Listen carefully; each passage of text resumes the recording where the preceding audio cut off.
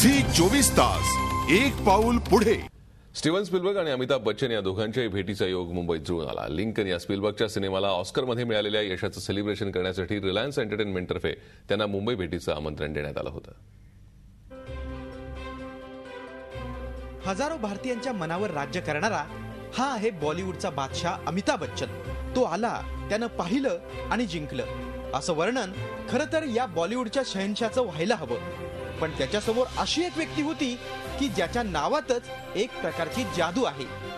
दी Terminal, Munich, Jurassic Park, Schindler's List, Extra Terrestrial, Saving Private Ryan आणि अर्थातच आत्ताचा चर्चेत असलेला सिनेमा लिंकन यासारख्या अनेक अजोड कलाकृतींना आपल्या दिग्दर्शनाचा परिस्पर्श देणारा जादूगार आणि हॉलिवूडचा कल्पक दिग्दर्शक स्टीवन स्पीलबर्ग।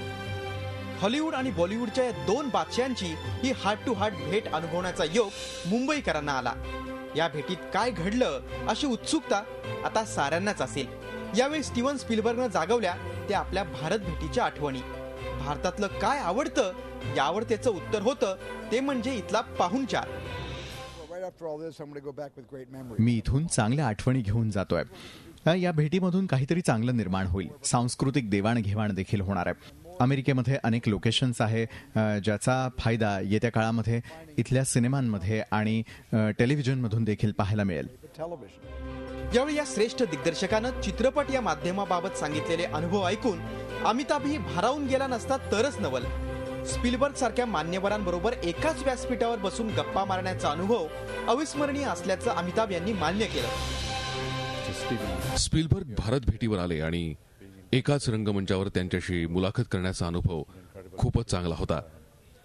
या आठवणी आयुष्यभरासाठी राहणार आहेत।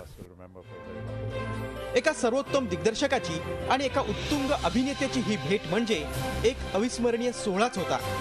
इरफान खान, अनिल कपूर सारखे भारतीय अभिनेते हॉलिवूड सिनेमांमध्ये काम करताना दिसतायत। अमिताभनंही द ग्रेट गॅट्सबी या चित्रपटामधून हॉलिवूड पदार्पण केलंय। त्यामुळे या दोघांच्या भेटीनं हॉलिवूड आणि बॉलिवूड या जागतिक सिनेमातील दोन मोठ्या इंडस्ट्रीजचा मेळ घडून आला तर तो नक्कीच एक सुवर्ण योग म्हणता येईल। झी 24 ताससाठी ब्युरो रिपोर्ट, मुंबई।